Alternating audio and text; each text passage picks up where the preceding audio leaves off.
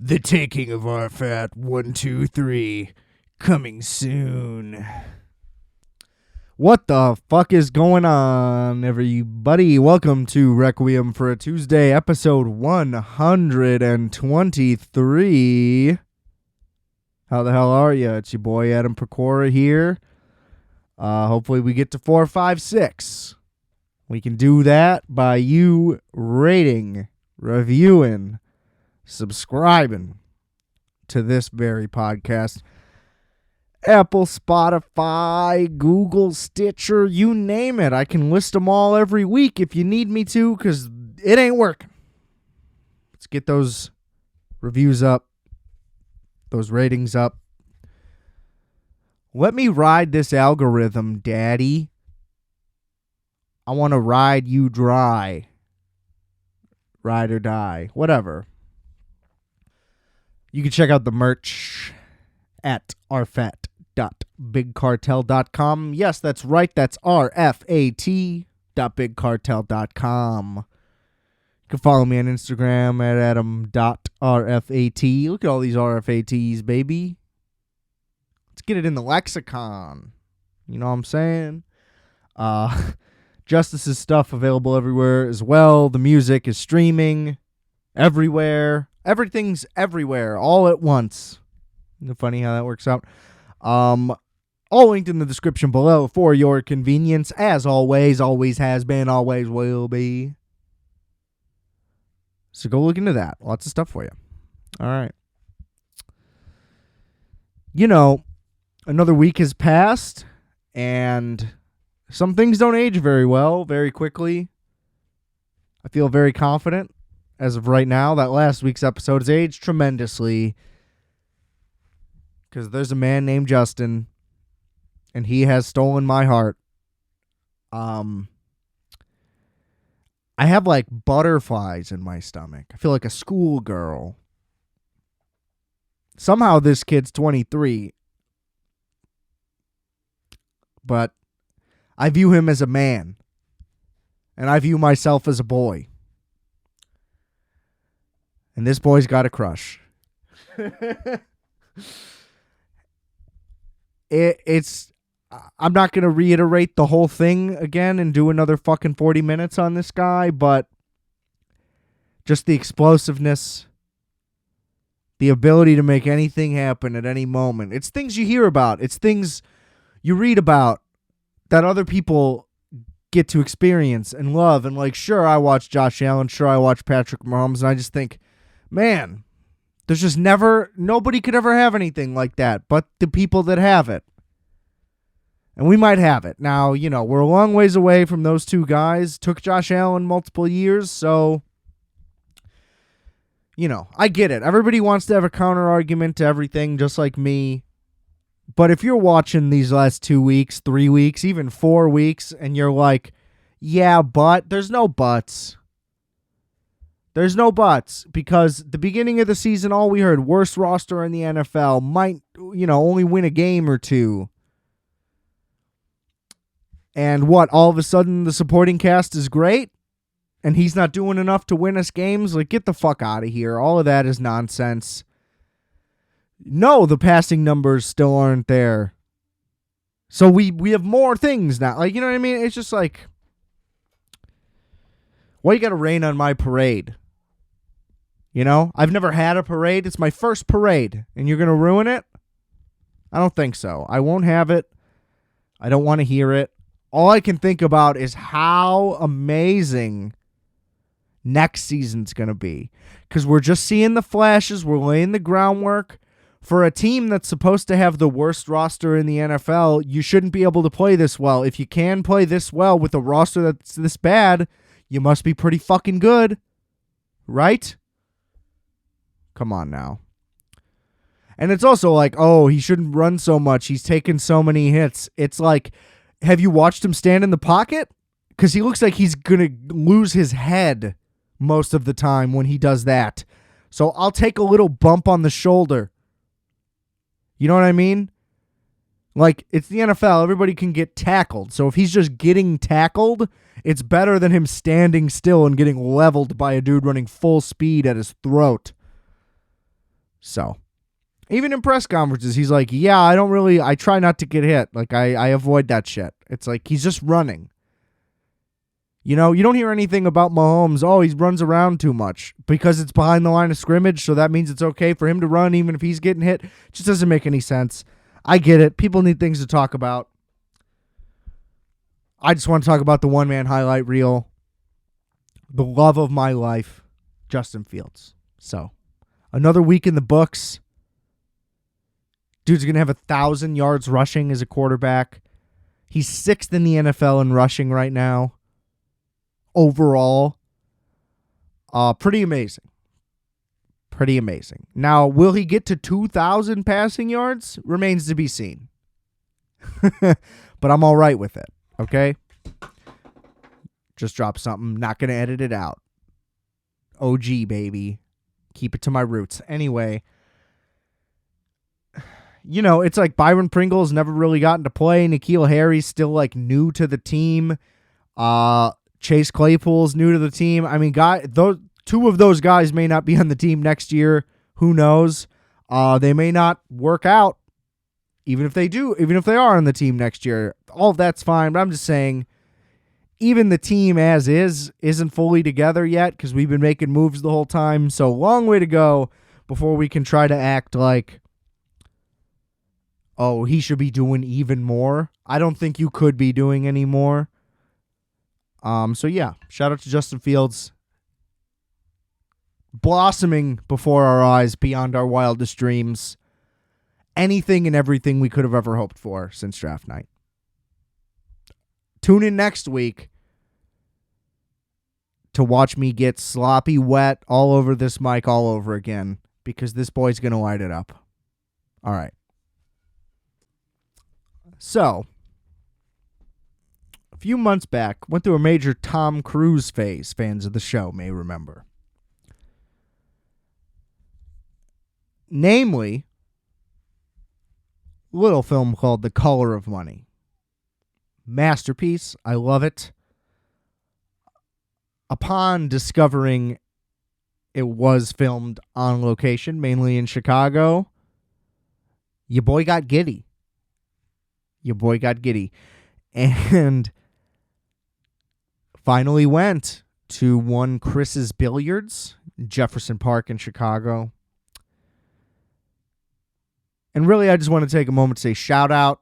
Seedy, old school, seems like you should be allowed to smoke cigarettes in there. You're technically not, but I feel like we could have gotten away with it. BYOB, garbage everywhere. Just a wonderful place. I absolutely loved it, and I will return. And always nice, little movie history for everybody. You know, you're like, oh, that was in the movie. And it's like everybody else is like, yeah, well, this is just here all the time. It was here before, and it's still here. But just wanted to use the opportunity to say, if you haven't seen it, go see it. And if you have or haven't seen it, and you haven't listened to the episode, either way, go listen to the Color of Money episode. Please. Please listen to all my episodes, guys. Guys. Mom, nobody's listening to my podcast. She wouldn't know what that meant. But anyway.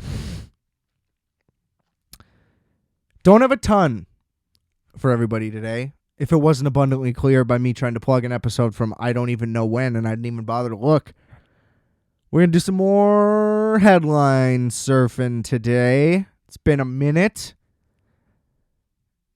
Let's get these events current, baby. And if there's room at the end, maybe we'll do a little sports corner. We'll see. Gonna keep it loose? Like your mama. All right. Here we go. Okay. First headline right at the top. I don't think we're gonna make it.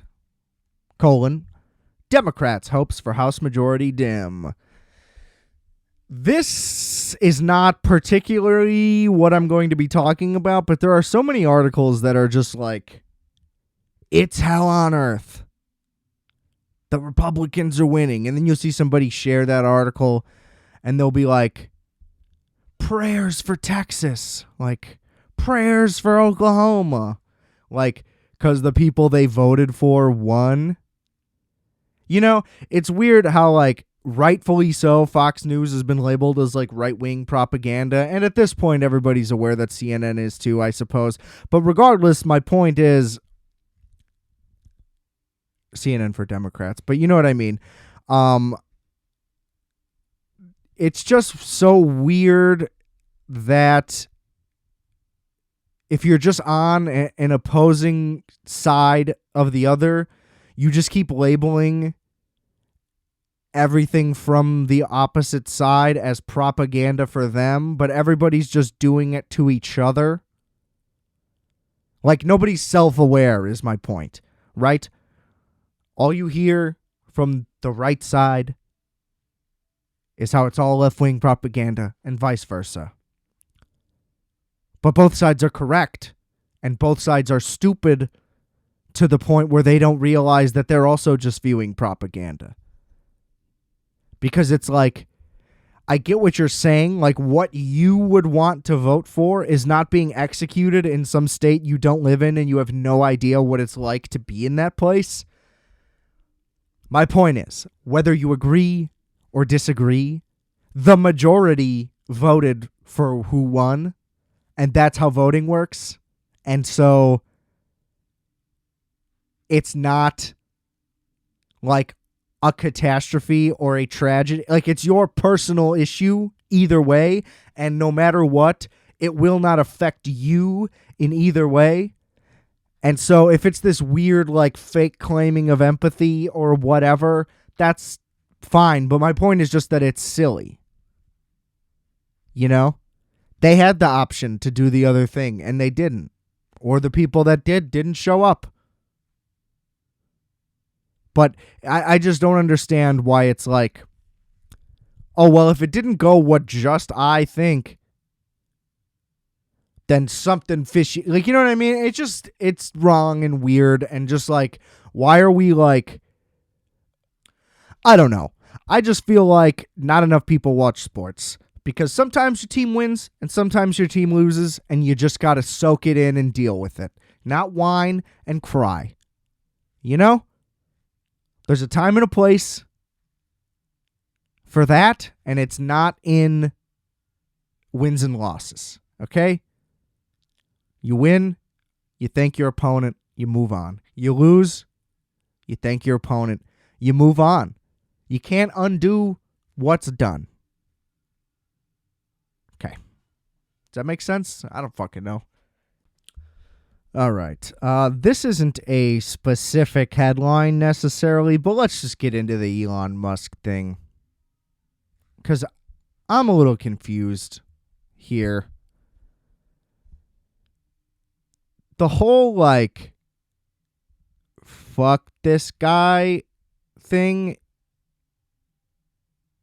is really weird to me, because it's just like companies are leaving. They're like, we're leaving Twitter. And that's supposed to be some kind of statement. Like, here, Balenciaga leaves Twitter. Is that an asset for anybody? Like, what were they posting on there that was so great that anybody needs it? Number one.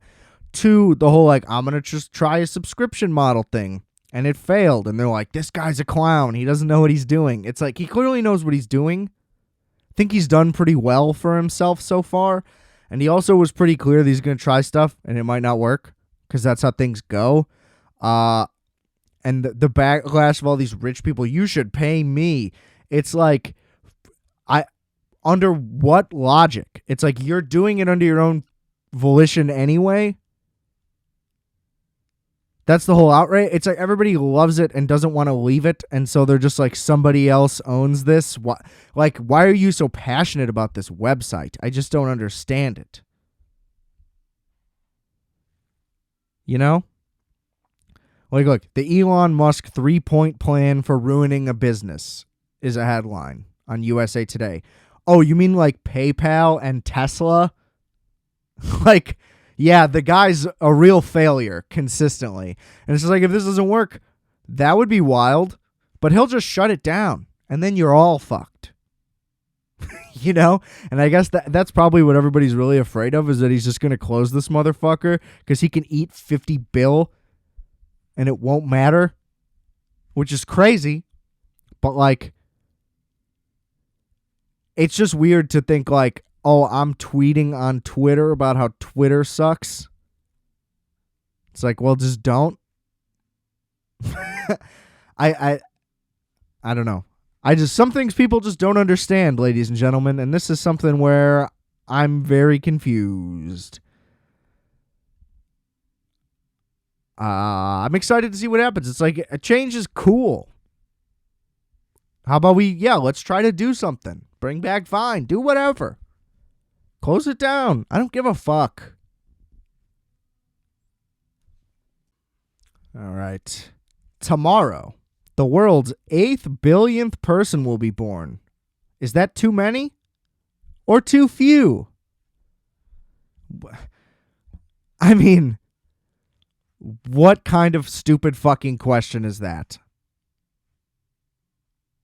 It's got to be either, right? We either need way more or way less. It's like, shut the fuck up. That's all I got. Silly. Just silly. Jay Leno hospitalized with burns following gasoline fire injury. Now that's something I'm interested in. Jay Leno's on the mend after suffering from burns sustained from a car fire. I got some serious burns from a gasoline fire, Leno told Variety. I'm okay. Just need a week or two to get back on my feet. God, he's just so, like, swollen. Like, Jay Leno's looked exactly the same in every way for 40 years. He just keeps expanding outward. He just keeps getting puffier and puffier. Now, I don't know. Is that one of those things where it's like, oh, he's hitting the booze? Or is that just like some people just gain weight gracefully? I guess is a way to put it. Because I wouldn't say that, like, oh, he's gotten fat. Well, he's definitely gained weight, but it's like he's just, like, puffed up. I guess as a guy who's been a round little boy his whole life, I just can't imagine looking any other way. But, I mean, there's still some old photos where it's like, damn, I used to look like that. But I don't feel like I've just, like, puffed up. It's just, like, scaled. Well, I guess that is... No, that's not the same thing. I've scaled as I've grown, but that's it. I'm sure I could puff up, but you know what I'm saying? Like, Lizzo can't puff up. Sorry. I know we're not allowed to talk about her, but she's the next one on the article list. Chelsea Handler returns to Netflix with a new stand-up special. Great. So it's a TED Talk? Because there's not going to be a lot of laughter. Ha ha, got her. Zinger. Kill that bitch. No, I'm kidding. Oh, that's sad. Somebody I've never heard of as ALS. Not great. Sorry, lady. It's a real low energy one tonight, folks. Sorry. There's no news? Every day, there's 2 billion articles where I have something to say. All of a sudden, scrolling through this and I have nothing. Oh, boy. Ooh. Travis Scott is producing a DJ Screw biopic for Columbia Pictures. That could easily be very bad. And probably will be. All right. Yeah, there's fucking nothing on here. This is terrible.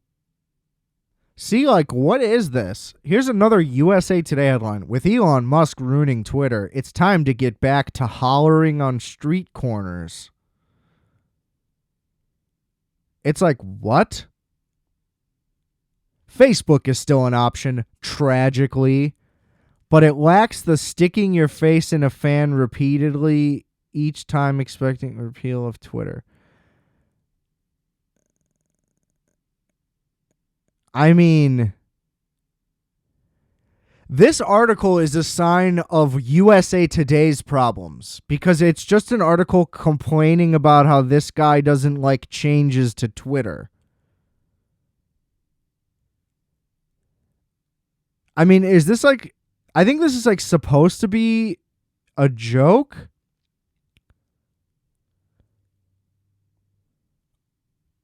It is, but it's just like, first of all, why is a news website posting jokes?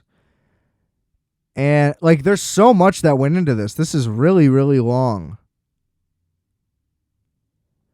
And again, it's just like, you're upset because you can't complain the way you want to. I don't know. Again, it's just something I really don't understand. All right.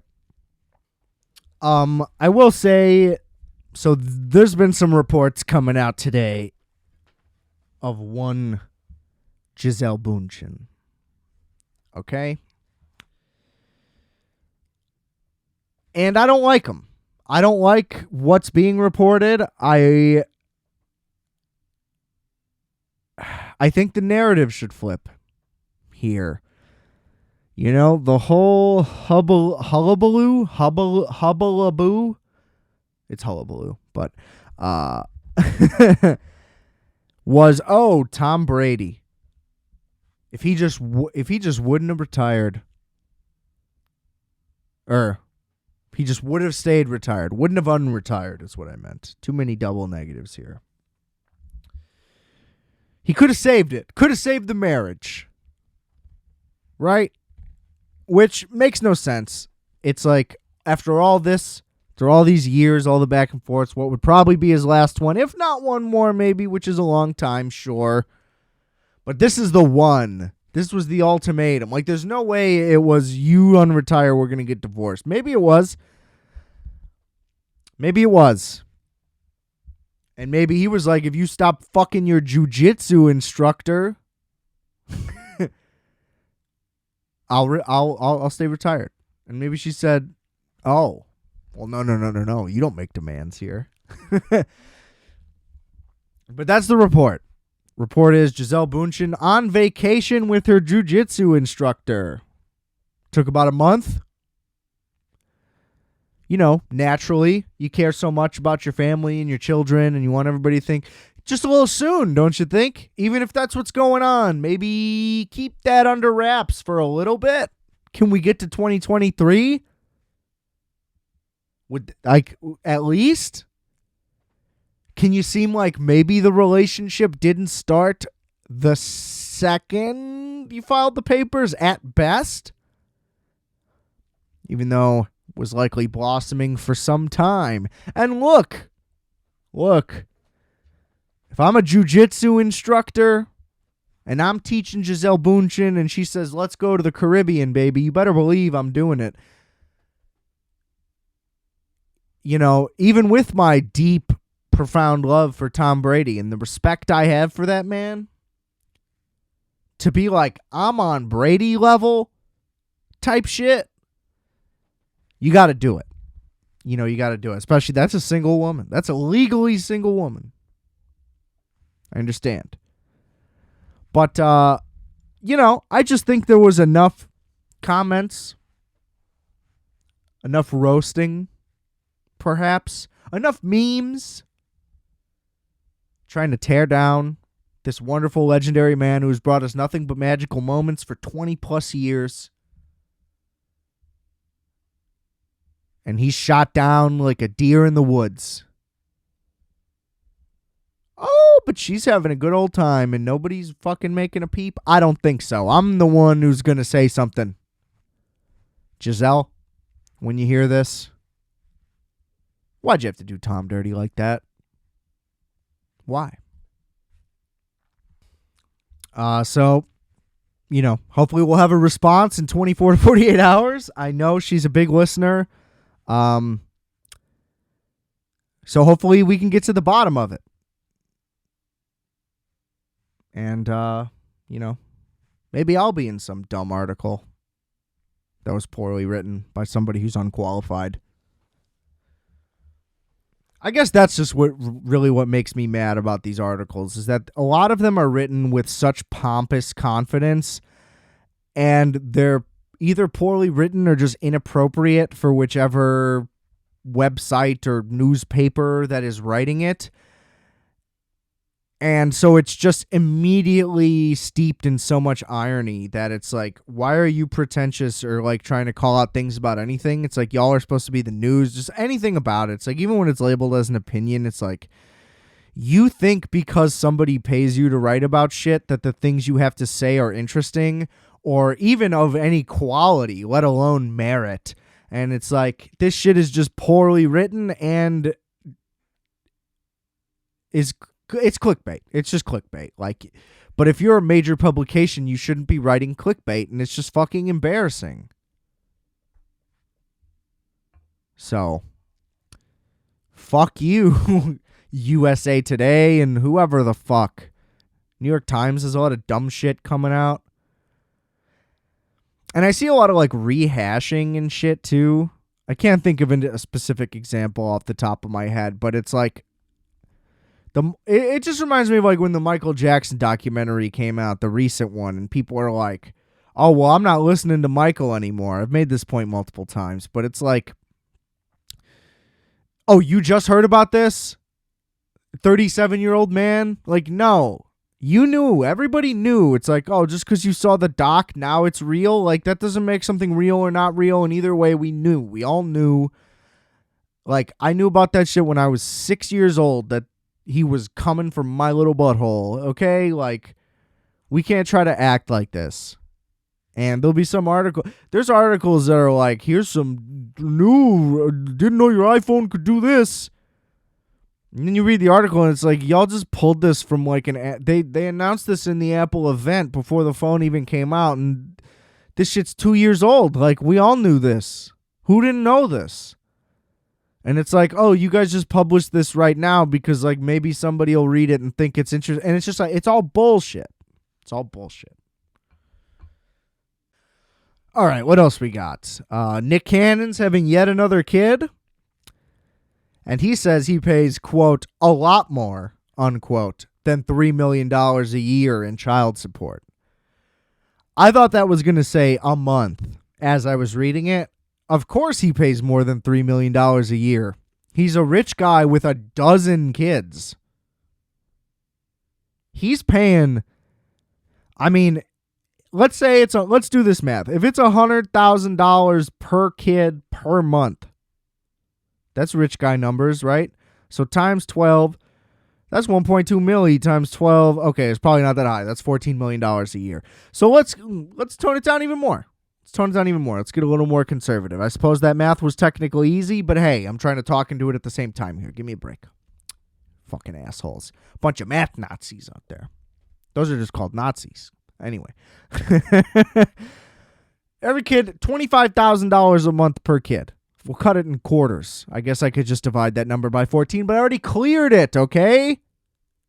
God. Anyway.